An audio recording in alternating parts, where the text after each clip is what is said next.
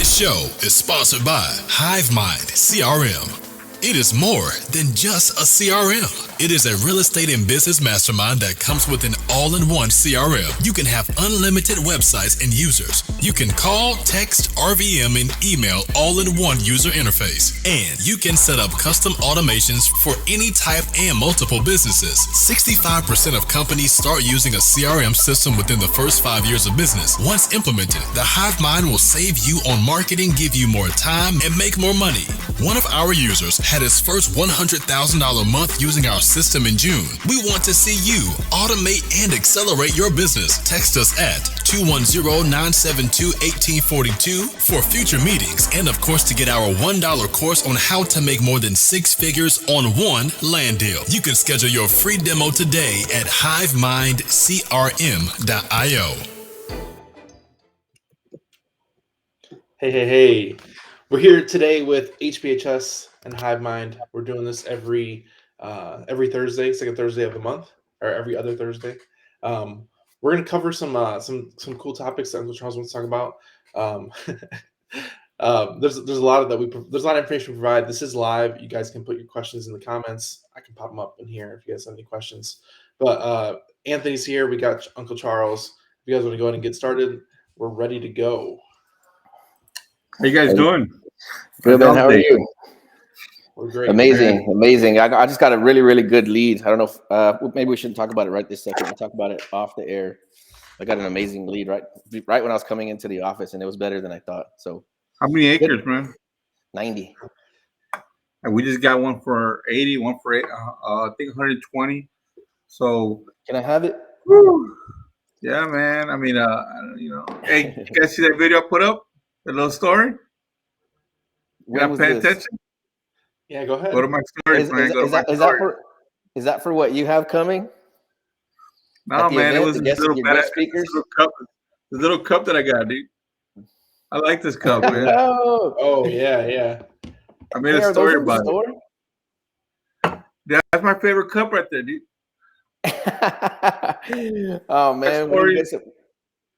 Check out my stories, guys. I put a story up. If you're with the Hivemind, congratulations. We recently got on board with the Hive after Anthony coming to my office for about 2 years. Here's the thing, man. And I had to let the world know. I mean, we've been around for a while. We've done all type of stuff. And I want to give you guys a plug. Look, you guys set up our automated SMS system. And, man, I have to turn it off every once in a while because we get too many damn leads. And I got 7 to 8 people in here banging out them follow-ups. Guys, there's a big difference between cold calling and following up. Huge difference is how you approach the deal on an inbound or outbound or follow-up. And, man, I know we do PPC, we do VAs for cold calling, but in-house, in the office, there's no more cold calling. And to be perfectly honest, a lot of it has to do with the fact that we jumped on board and you guys set up our automated system for this SMS. And we're just pumping leads, man, We're getting a lot of leads. I'm averaging 200, 250 leads these guys cannot get to, man.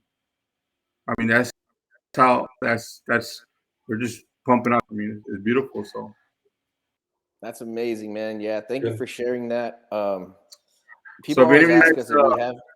If any of you guys want to join the Hive, man, you know they have a very unique program, and it would be my honor if you guys use Join Up. I'm sorry, I gotta plug it, man. That's HBHS.me/Hive with us, because we're hiving. Is that good? Are we down? Yeah, man. Hey, so what is a Hive, Charles? What do you think? Like, what do you think is going on here? Like, just us working together. Like, what's your experience been like working with the Hivemind so far? I mean, my thing's always about bringing people together and making stuff happen. You know, you're gonna have your weaklings, you're gonna have your soldiers, you're gonna have your leaders. And I run a community. I've always run a community-based system, not to tell people what to do or not to turn people into bird dogs. I'm against that. What I'm about is how can we help each other? How can we empower each other? You know, how can you bring me value? How can I bring you value? And so that's my thing. And so seeing you guys do the same thing that we embrace, and then you having a product that we can use, it just, that's, it's a no-brainer. So, I love what you guys are doing, man. So Appreciate that. Yep. No, it's a definitely it's a work in progress. I think our goals align on the same as far as what we're doing and who we're doing it for, and it's really cool to have other people that are really want to help towards the cause. That's the biggest thing. well, hey, look, man, because these people are watching, and they know when I come to the show, I'm gonna bring a show, and I like to give the smoke. And guys, if you're watching, or if you're gonna watch this later, I'm gonna go over some stuff right now that I think will help people out. You might want to put that in the comments, not the comments, but in the titles, so that way they know that we are going to be talking about some good stuff here. So, you just want me to go into it, or you guys want to chat about something else, or what? No, Oh, man. so- Yeah, I think you're the star of the show. If anybody hasn't heard Charles speak here from HBHS in San Antonio, you're in for a real treat. If this is your first time watching, do not leave this show. I promise you'll pick up some nuggets today. Yeah, man. The man that needs no introduction, anyway. No, man, just another guy, man. So here's the thing, guys. In my office, we got guys that come in my office and we train them. We show them a lot of stuff. But for the guys who really stay here and are really, putting time with us, it's my obligation, my honor to teach them stuff that you normally wouldn't learn. And, you're gonna learn in a book, and you might not even learn it on YouTube or from other people. But I like to break stuff down. I like to break stuff down quickly. And what I'm going to be talking about today is not cold calling, because that's a whole art in itself. I'm not going to be talking about primarily how you get into the follow-ups and stuff. My main focus for you guys is to show you 5 steps of how I get my guys to identify deals. I call it the sequence of a deal to identify a transaction, or to identify a deal, because so we do a lot of different type of strategies. So my objective is, how do we get there quickly? Now, most people right away, they're taught to do the numbers. You have to learn that. That in itself, you got to learn how to do the numbers, whether you're doing wholesale, flip, hotel, if you're doing a sub twos, credit finance, you got to know how that shit works. But how do you get there, not waste 20, 30, 40 minutes trying to figure that out, and then like, oh man, I can't find an error, or man, that other guy won't sign, or there's a lien, or I didn't know there was a will. So this sequence I'm going to show you is what I teach my guys to pretty much have in their head when they're talking to someone. And again, remember, this has nothing to do with the introduction or the eventual exit. This is somewhere in the middle where you're in there trying to get information from people. If you want to put that little photo up that I sent you. So I did a training here in the office with my people, and actually I filmed the whole thing. But when I train guys, I go raw, man. I have no filters, and I really want to get my point across. I'm not certain that picture's showing up. I don't know if anybody can see it. I can't see it. Yeah, it's not showing up on your side. Let me try to show it. Let Let me see if I can get it. Hold on, man. Let me see here. Whatever you did, just do it again. Hold on, everybody. I'm trying to share a picture with you.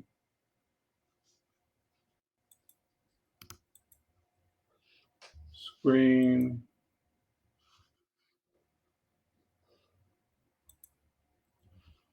All right. Can you see it? There it is. It's up. Okay. So, guys, what this is right here, this is a whiteboard that we have here in our office, about 20 feet long. Actually, that's how long it is. We call it the hustle zone, or the hustle board. I'm gonna go into this, and please understand again, I'm not talking about the entry of cold calling. I'm talking about you're somewhere after that. You've already did the hello, may I speak to James? Hey, James, my name is Charles. I'm with Home Buy and Home Selling Solutions. I'm calling you about this property at 123 Main Street. I'd love to buy it. If you're calling a real estate agent, hello, may I speak to Roxanne? Hey, Roxanne, my name is Charles. I see you're listing this property at 123 Main Street. I'm very interested. I'd love to pay your commission if you entertain my offer. Boom, you see? So I always have an entry into something, but that's not what we're going to talk about today. What I want to talk about is how do you identify deals, and so you know whether you're going to spend 10 minutes with somebody, 20 minutes with somebody, or 30 minutes with someone. It's a big difference, guys. You have to understand that you can waste a lot of time talking to someone on the phone and it not be a deal. Yeah. I like to get there quick. I want my guys to make decisions every single minute they're on the phone with someone. I want them to be disqualifying someone along the process, because I'd rather get them on the phone with 10 people in 20 minutes than with one person in 20 minutes. The more opportunities you touch, the more opportunities you're going to have. Now, some people will say, well, Charles, maybe you're missing opportunities. And maybe that's a fact. But I tell you what, I'd rather them talk to 50, 60 people a day than to 10. So here's how we do it, guys. After all the introductions, this is what we do. Now, this part right here, if you see right here where it says Vacant and Assessor, of course, I can't show you that because I can't show you the full video right now because we're just doing a photo. So I always have my guys have the CAD up and the assessor. What's the CAD? The CAD is the appraisal district. That'll show you who's on title. It'll give you a tax value, exemptions, zoning, whether the property is in a historical neighborhood or not. It'll tell you all that stuff. And then the assessor it'll tell you similar information, but they're going to tell you what the levy is. It's going to tell you who's paying taxes or behind on taxes or what's going on with that. So I always have I show them to have these sites up while they're having a conversation and they're going through the sequence, because they're verifying information as they're talking to these individuals. And you want to be disqualifying so you can get either stay on this call or get off the call. So for example, we get on the phone right away, we're verifying who's the owner, or are we talking to heirs? How do you do that? Is it says, hey, my name is John Smith, and you're pulling up the address, right? Because you're in our case, we're doing a follow-up. We already know what address we're calling. If we were doing a cold call, we know the address anyway. And there's a Zillow link in our system that allows us to pull up the address every single time we call somebody. But in this case, we're doing follow-ups. So my guys are going to pull up the CAD, and he's going to say, hey, my name is John Smith. And if it's John Smith is on title, guess what? We're talking to the right person. But what if there's Jane Doe? Or what if it's Craig Smith? Now you get the opportunity to ask, hey, well, John, I appreciate you chatting with me about this property. I'm very interested. I'm always saying, guys, I'm very interested. I'd love to help. I shy away, and I try to shy away from saying, I want to make you an offer. How much do you want? Because once you start talking like that, now you're opening up the door for them to say, well, I want $1 million. No, man, I'm interested. Doesn't mean I'm going to buy. I'm always interested. I want to help.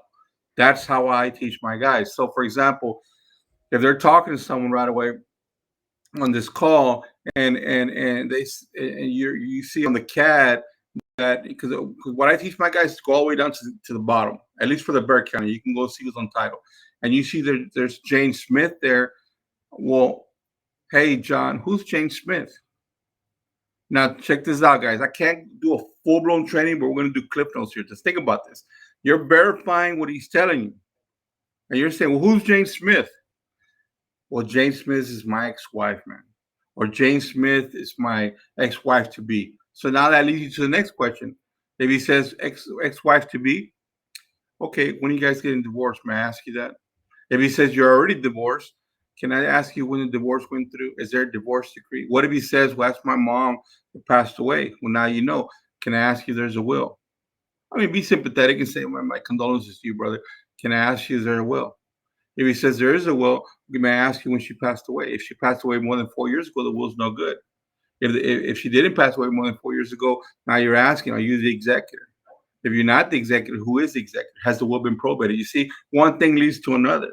One thing leads to another, so you're getting information quick, who, when, and relationship. If they say, well, no, there's no will, or the person died more than 4 years ago, then you know you're dealing with affidavit of virtue. So at that point, you're going to go down that road. Hey, you're going to ask, who are the heirs? Are there any brothers, any sisters? Does she have any other children? That's how we get the information quickly. We want to know what's going on. At the same time, guys, as you're looking up the property, you have to understand, and let me back up a little bit. Let me back up because I didn't mention this. And you could use Redfin, Realtor.com, or whatever. We use Zillow. So the first thing we pop up is Zillow, the Vacant, and the assessor. The reason we use Zillow because I like information quick. I want to see 3-bedroom, 2-bath, 1,800 square feet. I want to go down real quick, verify the age. So when I get on the CAD, I'm verifying the square footage, and I'm verifying who's on the deed, and I'm verifying the lot size and the age because it's fresh for me looking at Zillow. So one thing leads to another. So getting back to what I was saying, if you see it's a brand new home, you have to deduct. That's what I teach my guys. Deduct the information from the sites that you're looking at and what they're telling you. There's a lot of stuff you can figure out without going into a lot of detail and asking someone information. So, for example, if you see it's a 2017 home, you have to deduct in your head that, hey, chances are that they have a mortgage. Can you hold for a minute? I'm on a Zoom, brother. I'm sorry, guys, man. You know, I got an office full of guys, and sometimes, man, people come in my office, and there's one guy right now that just came in my office. And sometimes just, well, you want to say hi? We're live, man. Where's camera at? We're live right here. How you guys doing? Yeah, there it is. There it is. This is my partner, man. He interrupts me in the middle. I'm in the zone, man. Next time, lock the door, bro. I'm in the zone. Lock the door. God damn it. I just messed. This is my partner, Mike, man. All right, man. So getting back to what I was saying, okay? Let me get back to what I was saying. So what you have to understand, let's go through this one more time. We pull up the Zillow, the assessor, because we're verifying information as he's talking to us. The Zillow real quick tells me 3-bedroom, 2-bath. You can't find that on the CAD. That's why I do that. But the square footage is fresh in my mind. So when I go to the CAD, I'm able to verify that. If I see there's a discrepancy, for example, if Zillow's higher on the square footage and the CAD is lower, somebody built some shit. If it's the opposite way, somebody tore down a shed or a garage or something. So you have to know how to read this information. I wish I could do this full training for you guys. It takes like 4 hours. I'm going to do cliff notes. But for us, number one thing after we do the introduction is that we're asking information. Who's the owner? You're verifying. Make sure it's them. If somebody pops up, hey, I'm divorced. You're asking questions. Hey, somebody died. Is there a will? And you go through that sequence. If the will's no good or there's no will, you're going after the surveyorship. You're asking who the heirs are.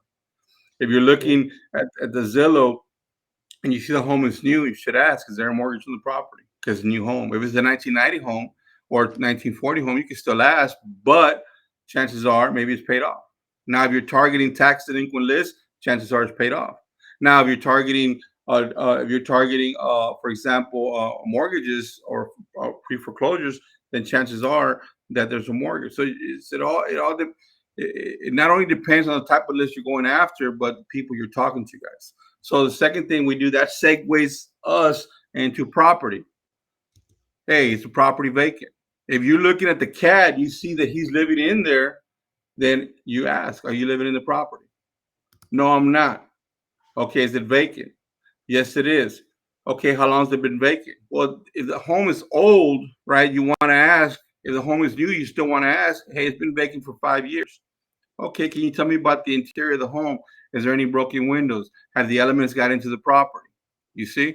Because it's been vacant. What if he says there's tenants? Okay, are they paying on time?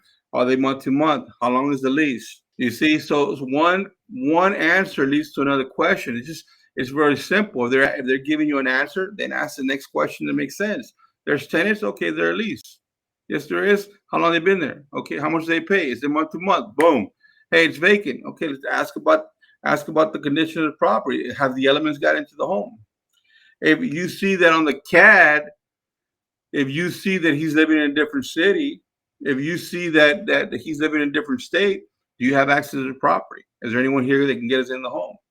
Can I get in the home? I mean, these are things you got to ask before you get to the numbers. I can't tell you how many times somebody will call me and be like, hey, Charles, I think I got a badass wholesale. These are the numbers. I'm like, okay, did you ask this? Did you ask this? No, let me go back and ask. Now you look like a fool because now you're going back and asking them for shit you should have asked for the first time. So as we go through that, guys, at the same time, my guys are now looking at the assessor. And we try to keep this up to 3 minutes. Zillow, CAD, assessor. As they go through the assessor, let me back up to the CAD. On the CAD, what we're looking is to verify where he lives. We're looking to see if the property is in historical. If it's historical, we want in right away. If it's conservation, we want in right away. We're looking to see what type of neighborhood the property's in. We're looking to verify if there's any exemptions. We're of course we're verifying what the square footage is, the year built, and all that good stuff. As we move into the assessor, we're going from site to site. As these guys are on the phone with them, we're looking to see if they owe taxes. Now, I'm going to now write this down, guys. This is very important. Okay, write this down. I said it before. I say it all the time.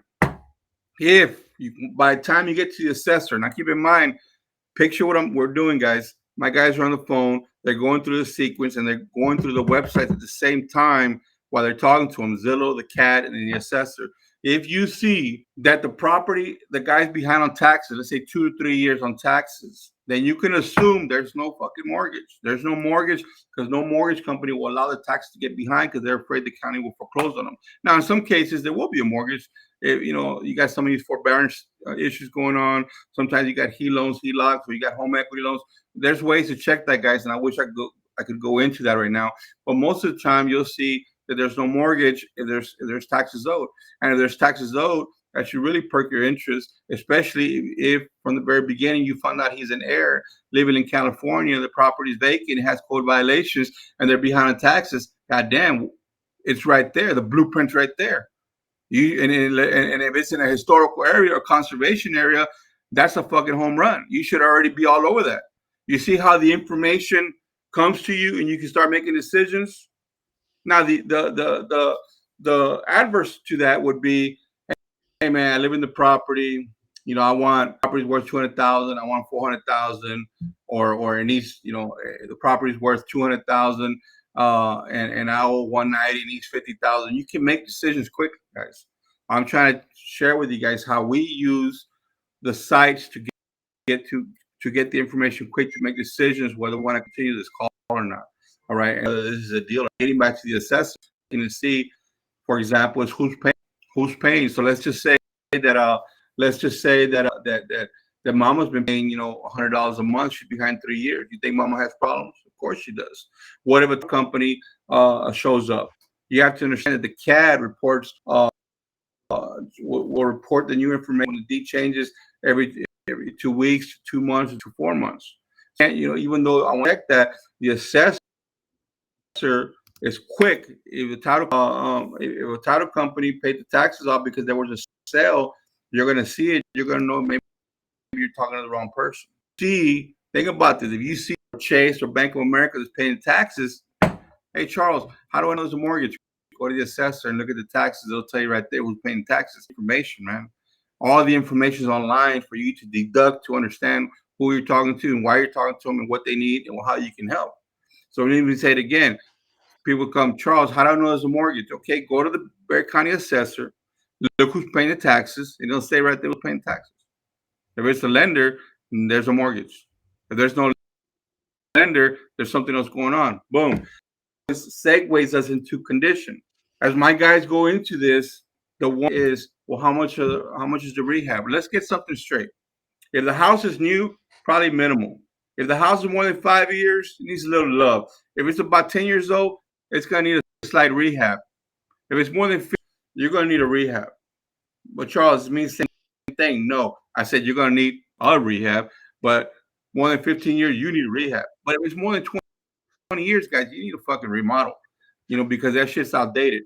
So most people, what they're being taught is to look at the interior, look at the bathrooms, the kitchen, what type of floor. Look, man, all that can be calculated. Now, there's a lot of big time people. Kudos to them. I'm not talking shit about them. There's a lot of big time people that use calculators.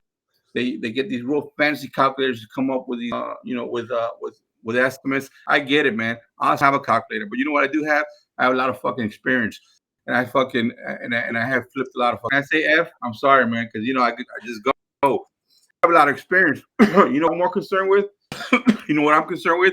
I'm concerned with the foundation, the roof, the electrical, the plumbing, the HVAC. But guys, you need to understand how to look at information. Remember when we first looked at Zillow, looked at the CAD? Like, hey, man, this thing was built in 2019. Do you really think that we should be worried about the foundation, the roof, or the structure, or the plumbing, or the electrical? Well, you still need to ask, right? So how do we do this? Hey, it's a new home. You already know this. Don't ask a dumb question. You say, hey, how's the foundation? Is there any cracks in the walls? See how easy it is? Hey, how's the roof? Any help? Do you need to worry about structural? No. Do you need to worry about electrical, plumbing? No, because it's a new home. Now that you've taken those big items off the table, I know what it cost me to do a foundation, 1,800 square foot home, 1940 or 2015. I know what it costs to replace the roof on a 2010 home, 1,800 square feet. I know what it costs to replace all the electrical in a 1940 home, 1,200 square feet or 2,000 square feet. See, I know those numbers. What most people do is they use the square footage analysis, and they come up with a figure. Guys, let me tell you something, man. If you're not accounting for the major 6 things, and you say this thing will cost me 30, and then all of a sudden you got to replace electrical, hey, well, it'll hurt. The other thing you have to understand is if you're flipping here, for example, on the old west side of San Antonio or on the south side, it's maybe over here in Stone Oak, it's different type of material you're going to put into the property. So you can't actually account by doing that with a square footage method. Now, man, kudos to everybody who does it. That's not how I do it. What I'm worried about is foundation, roof, structural, electrical, plumbing, HVAC. Let me just share how important this is to me. If it's a 1920 home, 1940, you think I'm worried about structural? Yes, I am. You know why? Because from the beginning, the very first thing I did was I looked at Zillow and possibly go to the maps, because we always go to the maps. And guess what we saw? It's a pier and beam home. Damn right I'm worried about the structural. 1990 home, you think about the roof? Yeah. Hey, when was the roof last changed? Because I know it's no good. As opposed to it's a 2000 home. Hey, guys, learn how to ask questions. You should ask about HVAC, because HVAC always goes out, whether it's old or new. If they have access to the property, why not ask for photos? Anybody will give you 6 or 7 photos. Hey, can I get a few photos of the property? I just want to see how the kitchen, the dining looks, and the exterior of it. Anybody will send you, do you want to see that? Because I want to see, are we dealing with Formica or some badass granite that's already there? Or do I have to replace the cabinets?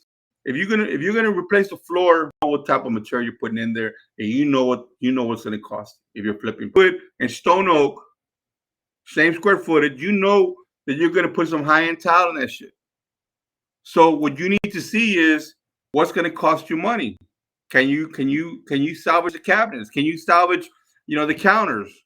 Can you salvage the vanities? So let me ask you a question. If we're looking at this and it's an older home, I'm thinking to myself, okay, well, can I pressure wash all this shit and put hardy plank all around that home?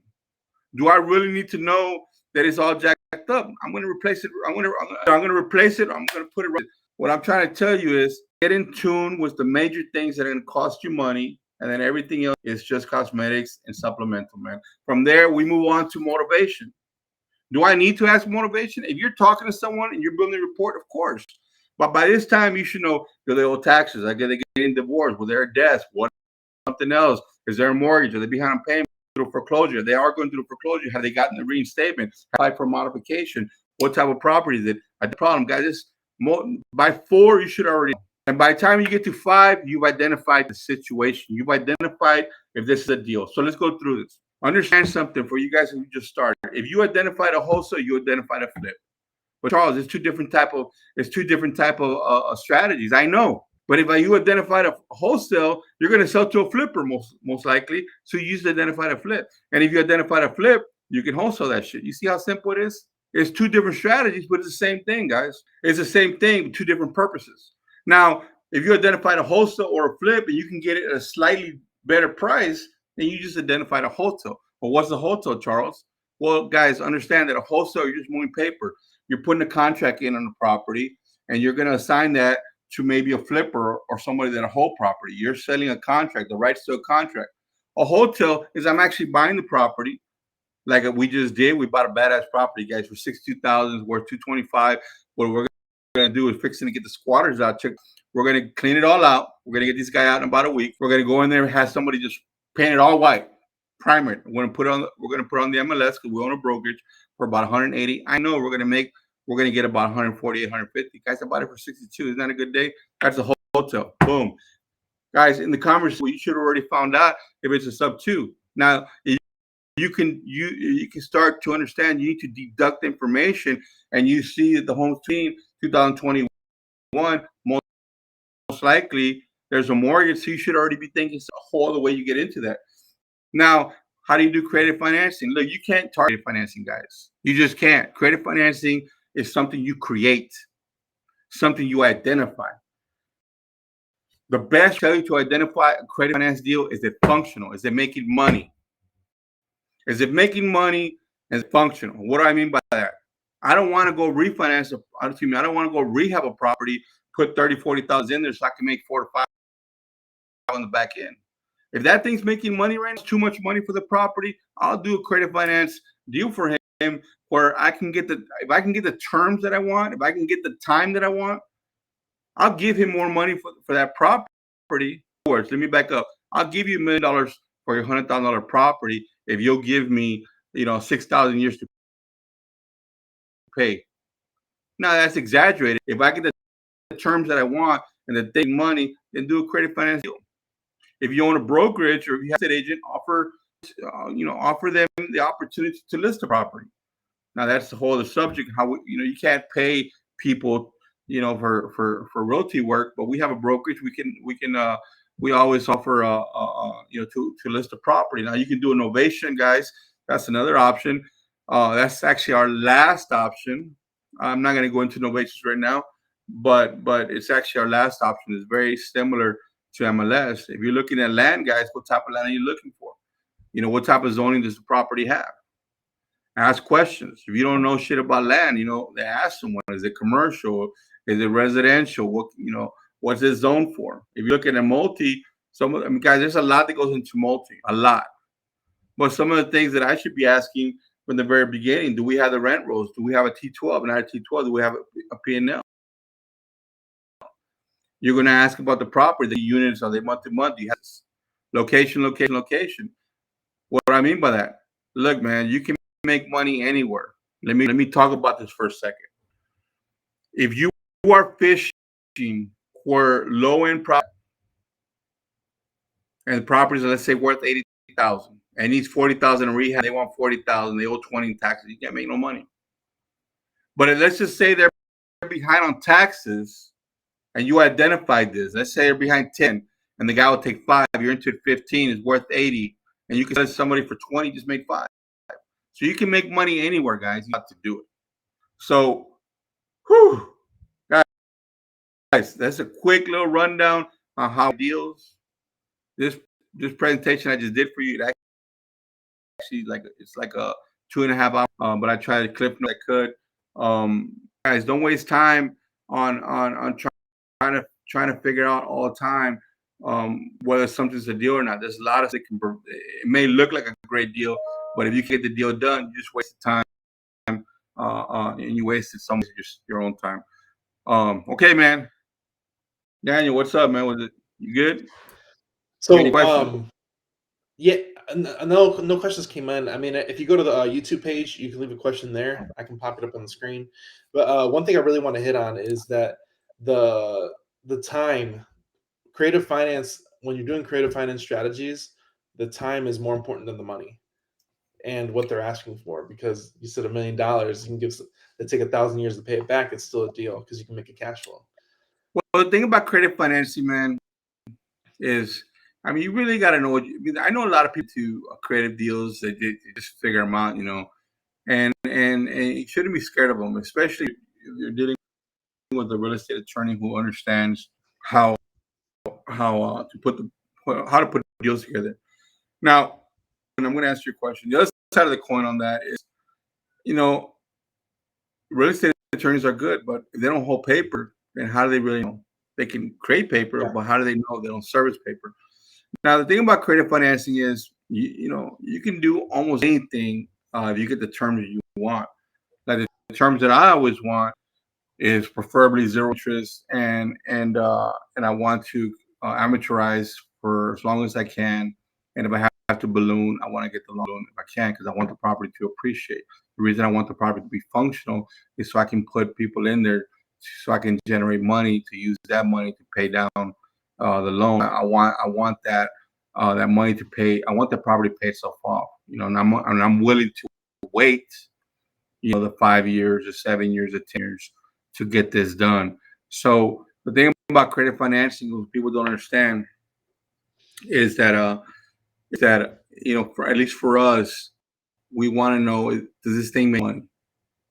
So, for example, sometimes we take properties on that we can't get title to, and a lot of people try to do those deals. But if I can buy property, whatever that interest, you don't got clear title, maybe it's a quick claim, I don't know. But if I can get interest and that thing's making money, I'll just rent that thing out, and we'll create terms that are suitable for you that I can pay off by either renting this property or Airbnb it or selling it to someone, not on a contract for deed, but maybe on a wrap, even not a traditional wrap. But you say, Charlie, can you do that if you can't get title? You can sell anything as long as you disclose, guys. People don't understand.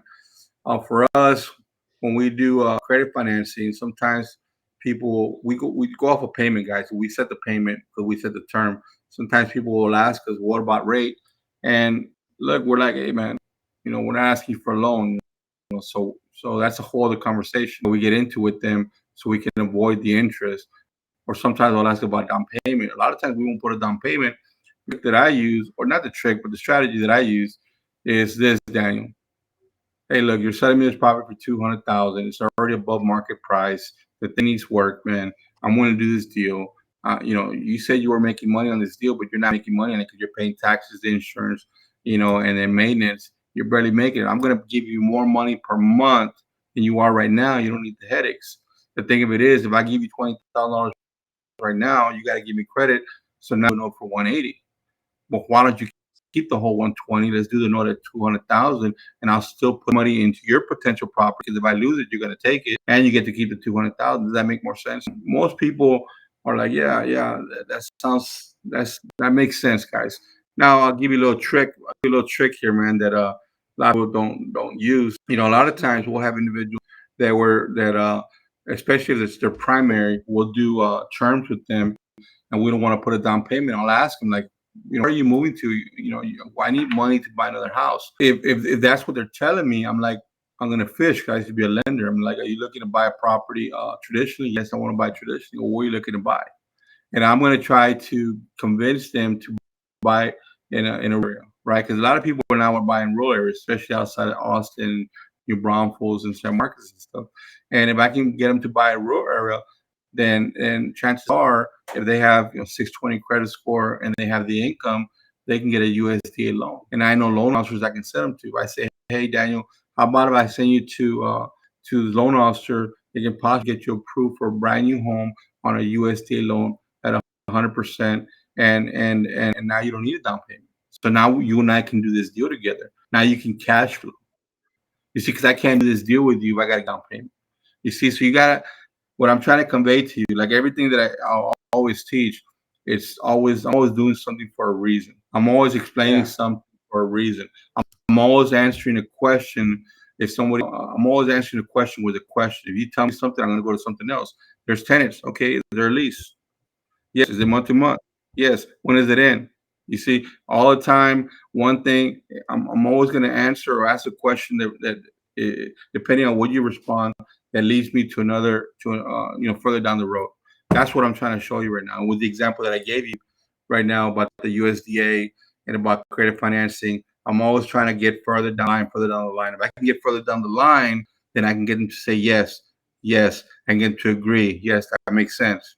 And that's usually how most likely you're going to get someone to agree to do a deal with you. I like how you eliminate a lot of their questions as they come up, because I think one thing you have to do good deals and good transactions, and that's disclosing all the facets of the transaction, so that way they can't say you did something wrong or you did them wrong at any point because you disclosed 100% of it.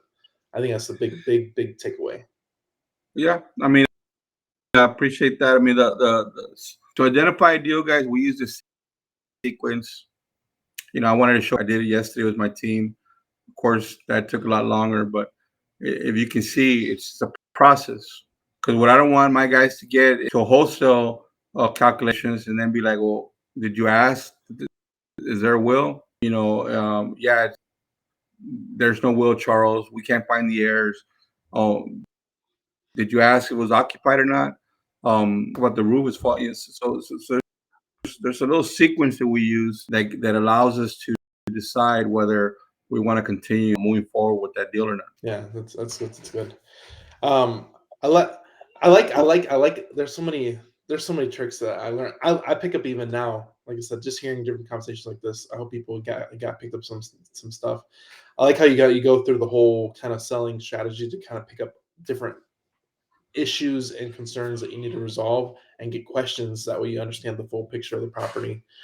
That way you just said you're not wasting time. A lot of problems that we do, you think everything's a deal, but you don't disqualify 100%, and you're wasting your time. Where you can talk to actually motivated sellers.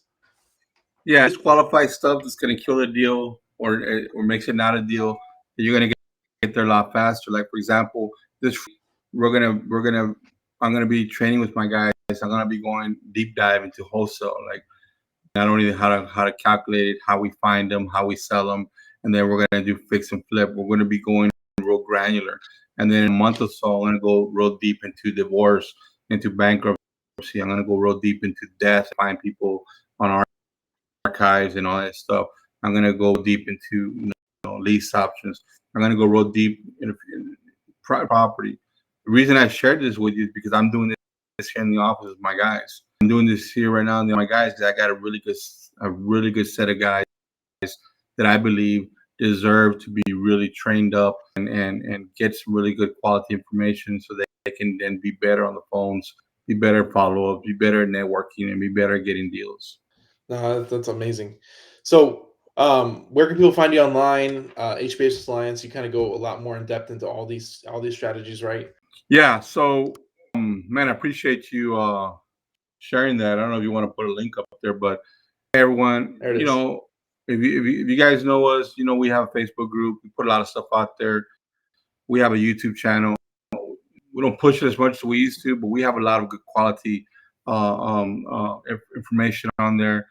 But for us here in San Antonio, there's two things that we do that are really important to us. Of course, our team, HBHS, run an association. It's a RIA. I don't like calling it a RIA. Our association is hip.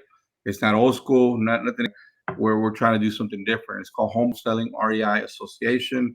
If you're ever in San Antonio, we do it every last Tuesday of the month. You're more than welcome to come as a guest the first time. Everybody else is a member. An offshoot to that is we do cigars and closers. I think cigars and closers. I think it's on the 16th, man. We go to a humidor. There's usually about 50, 60 people there, and they're usually all players, man. So cigars and closers where it's that comes from the association. We do get together. We have some sponsors there that bring alcohol, the cigars. We sit down. We talk about deals. We get shit done. But one of my most prized things, my corner, something is becoming a cornerstone for HBHS, is something that man we're putting a lot into, man, into our people. The Alliance. It's called Alliance, and Alliance is a private advanced real estate community, and we just launched maybe about 90 days ago. We got about 100 people in there. We go in there every Wednesday and break shit down, different subjects, different stuff. Like a few weeks ago, we were talking about how to remove federal taxing. We talk about how to remove child support. We talk about how different parts of sub 2. You can't explain the whole process of sub 2 in an hour, guys. We talk about how to get into different type of creative finance deals, like how to get properties to pay themselves off, or how to find those type of deals, how to do sub-seconds, silent seconds, all kind of stuff, guys. We go very deep dive, and if you are interested in that type of stuff, then this is what I got to tell you. I'm very confident, guys. I'm very confident. I'm not arrogant. I'm very confident what I do because I've been doing it for a long. If you're looking for someone or for someone to learn from, there's a lot of good people, man. But if you come to Alliance, what you're gonna hear is you're gonna hear us talk about stuff that we've done, and we've done a lot. We've been around for a long time. We go into great detail, and if you're looking to up your game and level up and understand more than wholesaling, understand more than whatever strategy you're doing, then I invite you to join Alliance. And so, I don't know if you put the link, but man, we bring it inside Alliance, man. I'm very proud of that community, and we're looking to do a lot with that community as we grow it. No, that's amazing. I think I think community is what a lot of people underestimate the power of, and there's so much good that comes from it. Whether it's other people from the community working with each other, or just saying you're a part of it. It's cool to have people around the world or around the state or this country that you can count on and Yeah, leverage. just like 100%. you guys, man, you guys run a good community. That's what attracted me to you guys, and then the product phenomenal, and we got people from all over the country also. I mean, the one thing about running a community is people can lean on each other. They get to know each other. You get to know each other. You get to know who's real, who's not. You get to know who you can count on, can't count on. It's a really nice thing, man. And I know you guys believe in that also. Yeah. Well, we're here. We do this. We do this call every Thursday. We appreciate your time, Charles. Like I said, if you bring us your questions, I think we had an issue with the live that didn't go live everywhere, but we'll get that fixed for next time. Anthony says HBHS Alliance. Join the alliance. There he is commenting on us. But we appreciate everybody participating with us this week. Please check us out. We both have Facebook groups, HBHS and Hivemind CRM. We provide a lot of value in the groups. Definitely feel free to join the group. They are free to attend. And if you are in San Antonio, check out the HBHS event every month. It's a cool event. We sponsor it every week, and they're doing some cool stuff. June 26th, right? This one last Tuesday. So this one's going to be. So we have cigars and closers. I think that I'm pretty sure it's the 16th. And if you need, you guys just hit me up on IG. It's Uncle Charles at Uncle Charles HBHS. But the meeting for this month is on the 26th. It's gonna be badass, man. You know who we got coming? We got the strike team coming. And if you flip properties in San Antonio, you don't know who the strike team is, then you're flipping properties, man. The strike team is a special team put together by the City Development Office of San Antonio that they do permit enforcement. And so, man, they don't mess around. A lot of people are angry with them, but I'm not. I'm like, hey, man, okay, get it. You got to pull permits. You got to be in line. You got to do shit right. And you got to stop doing all that, behind the scenes type work. But they can be a little picky. But we're bringing out the strike team, and some of the main guys will be there presenting at the association. I invite everybody to come out. You should come out if you're interested or you're doing flip in San Antonio, because they're gonna tell you the way the ball's gonna bounce, man. They're gonna tell you what you shouldn't be doing, and how to get help. So it's not just about, hey, boom, boom, boom. It's about, look, man, this is how you can get help. They're very good at helping people.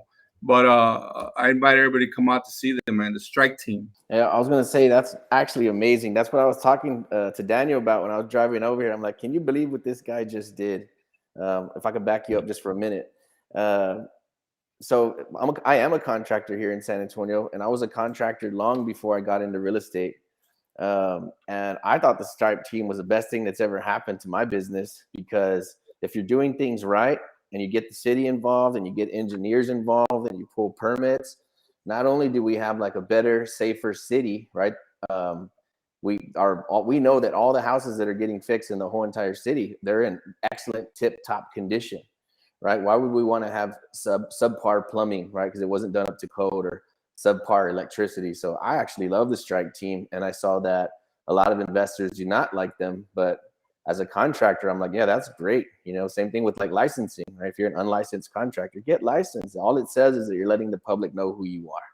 That's it. Here's me. Here's my insurance. So genius move bringing the strike team to your event, dude. That was insane. I wasn't ready for that. I'm like, how do you even book them? You just call the city and be like, hey, we want you to come speak at our RIA.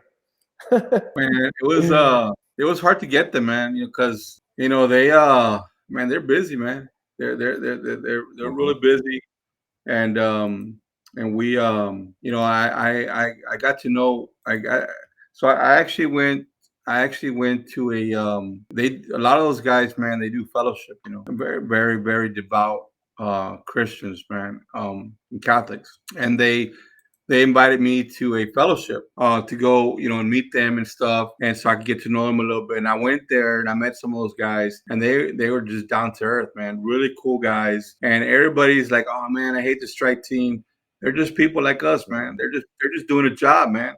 Yeah. They're doing a job that needs to be done. It's not a job that everybody is happy about, but that's their thing.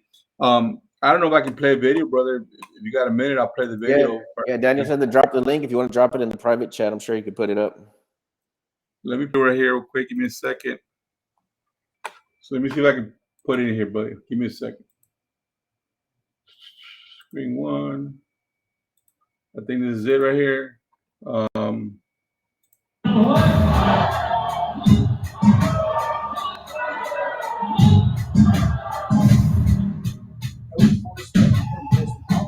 Suddenly started sliding down the line.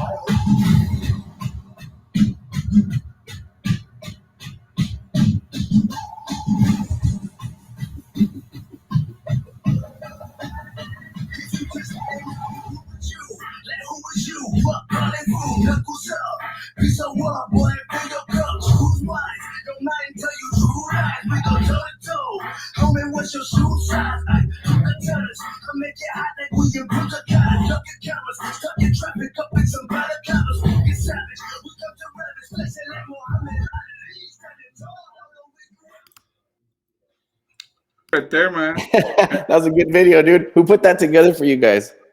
And we got a guy, man.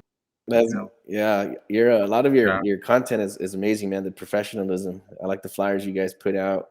You got a good back end team, man. Thank you, man. Appreciate you, man. Appreciate you giving us the opportunity to hide with you guys. You know, it took me a minute, man, to come around, man, but I like what you guys are doing. Now I'll tell you, I think there's a lot of competition in this business, right? And you get a bunch of like alpha males, and there people. You do want to be the best. You do want to stand out. You want to have the best products and do the biggest, best deals. But something to be said about joining forces and locking arms with the people next to you to accelerate everything. It'll accelerate business for both of us. Even just maybe a live like this, where we're getting in front of a different audience, maybe that we might have never been before. It just ups your lead flow, right? Somebody thinks creative finance, San Antonio, boom, Uncle Charles. You got the whole city the whole country sending you deals. And then you think, hey, freaking 100-acre land tract in Texas, boom, send that to Anthony, So there's a way for everybody to have overlap and work together and do some pretty cool stuff, man. But yeah, we appreciate you coming on here and spending time with us. I know you probably have a million people pulling at your timeline. Yeah. Yeah, I got another event going on right now online. But hey guys, I appreciate you. Please, if you don't mind, put our link up, the hbhs.link/alliance. I mean, that really helps us, man. We really teach a lot of stuff in there. But hey guys, I'll see you guys again. And hope today was good. Awesome. Get efficient in what you're doing and learn information so you can get to more deals. Yeah, man. Thank you for that game. That was awesome. I appreciate you today. I felt that like you're not holding back. Like that was like the meat and potatoes. So if somebody was paying attention, that's something that real quick, and I'll let you guys go, is something that this reminded me of is you were showing us early in the presentation how to identify if it's a good deal or not. Well, obviously, if you're mad at the strike team, I already know a lot of things about the project. There wasn't enough juice in the squeeze. You underestimated your rehab budget. There's only a few reasons why you can get mad at the strike team. So if you did your numbers correctly, like you were showing everybody how to do, you won't end up in that situation. There should be plenty of money for the seller, the contractors, the city, the permits, if it's a good deal. All right, brother. Well, thank you very much, man. Thanks for the game. And make sure if you guys want to check out Hivemind, if you haven't joined yet, join up with Uncle Charles. And make sure you join the Alliance. I promise you're never going to, I don't know where you're going to get it from. I never have, but the information that the Alliance is serving up is out of this freaking world, and anybody could benefit from the information. I'm not just saying that. Check it out for yourself. If you get in there and you don't like it, maybe for the first 10 people, I'll give you back your $100, something like that. Check it out. I promise you're going to love it. You're not going to go anywhere once you're in that environment. Thanks everybody for being on here. We appreciate you guys. Thank you, bro. Thank you, Charles. The show is sponsored by The List Guys. Do you need more leads in your local or virtual market? 1 in 10 small businesses don't invest in any kind of marketing. The List Guys have over 35 plus list types to choose from, and you can mix and match any list or criteria. We also use the skip trace list and provide up to 7 numbers and email addresses. Every list you purchase will be scrubbed against previous purchases. The List Guys are here to save you time. Contact the List Guys today at www.1listguys.com. That's www.1listguys.com.